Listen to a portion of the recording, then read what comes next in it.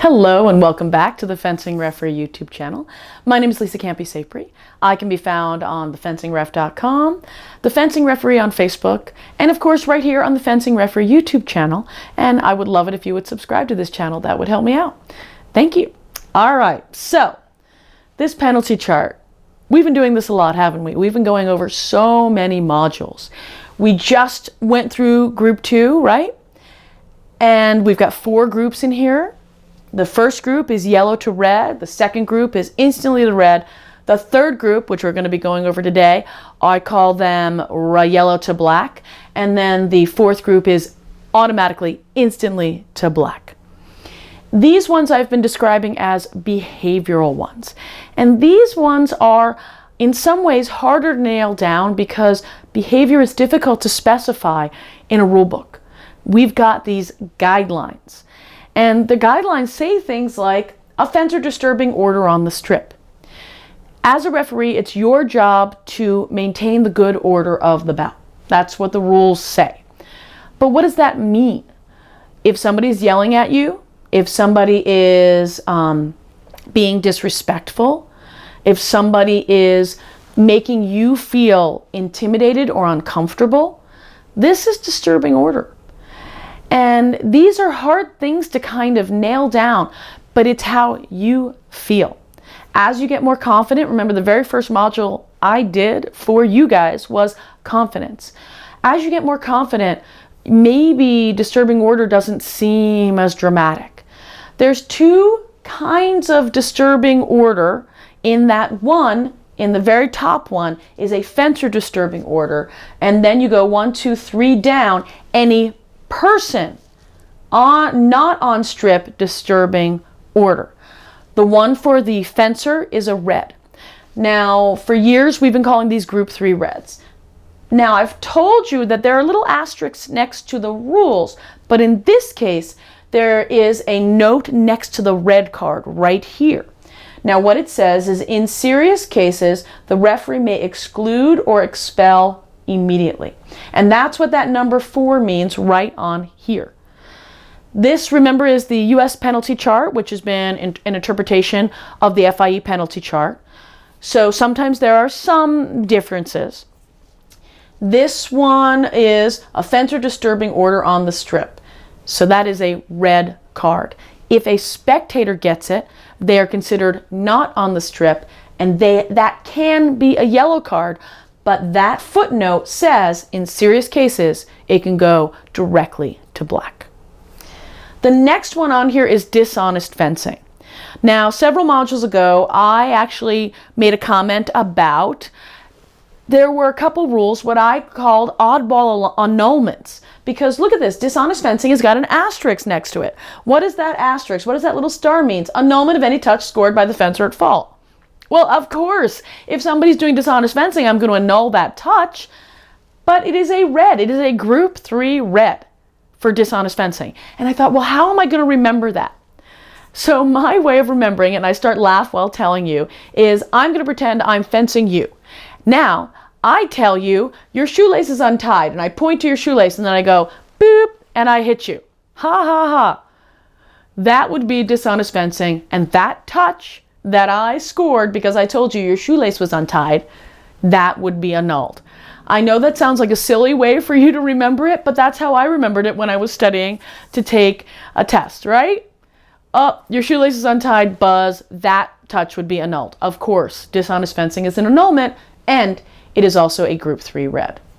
The next one is offense against publicity code, and this one is one that basically, it's kind of like, I call this the publicity code, the NASCAR rules. And so I'm not allowed to have, like, you know, Jim's Diner down my arm in big giant letters. That's kind of what the offense against the publicity code is. And there are specific sizes that you're allowed to have ads and whatnot. It is in very technical language, and it's really good if you're having trouble sleeping. Read those rules. There have been changes to them, pretty much almost, well, no, recent changes. They were pretty solid for a while now, and now they're going through some more changes. But basically, that's a group 3 red. Jim's Diner, I can't have on my arm. It's a publicity code, it would be a group 3 red.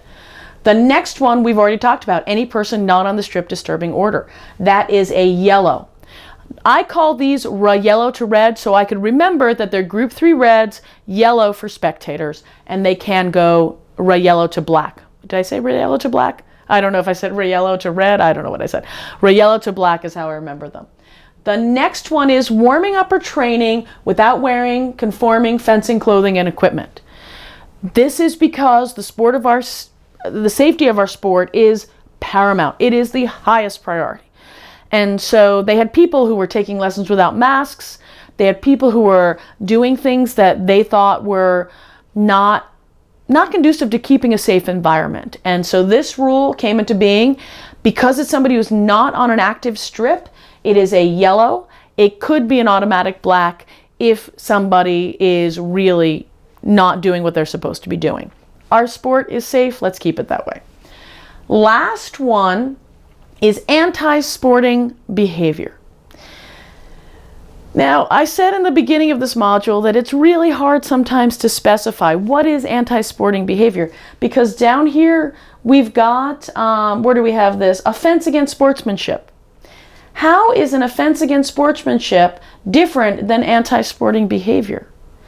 And really it's one of those, if it's an anti-sporting behavior, it could be a moment where a person needs to know they have got a yellow card because they are off the strip and they have behaved wrong.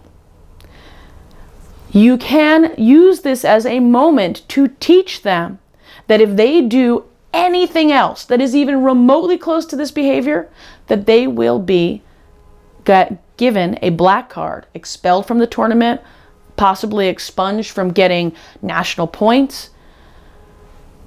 This is it's hard to know. What is the difference between anti-sporting behavior versus offense against sportsmanship? That's going to be your call. You as the referee are going to have to determine, is it a yellow or is it a black card? Or is it possibly the instantly black card of an offense against sportsmanship? These are our gray areas, and I honestly wish I had more information to tell you, because these moments in your reffing career are going to be the most difficult. Determining whether a person's sometimes on or off the strip, they just unhook, they throw down the reel. I've given that as anti-sporting behavior yellow card because they're no longer on the strip. Could I have given it as a fencing disturbing order on the strip as a red? Yes, but if the bout's already done and they're throwing that reel down, chances are they're off the strip, right? They're technically off the strip. So anti-sporting behavior, yellow card. So they know if they're still in the tournament and they're still fencing, that they could be black carded in the next time they create an offense like that. I don't know if I've been helpful, but I have reviewed all of these in the group 3s. So fencer disturbing order on the strip, dishonest fencing, offense against publicity code, any person not on strip disturbing order, warming up or training without proper equipment, and anti-sporting behavior. That's top to bottom group 3. It is red if you are a fencer, yellow if you are a spectator, and they could go directly to black. This has been another module of the Fencing Referee YouTube channel. I thank you for watching, and I thank you for making yourself a better referee. Keep doing with those comments. Keep coming with those messages to me. I want to know what you want to learn, and I want to know how we can make our sport better. Thank you so much. Take care now. Bye-bye.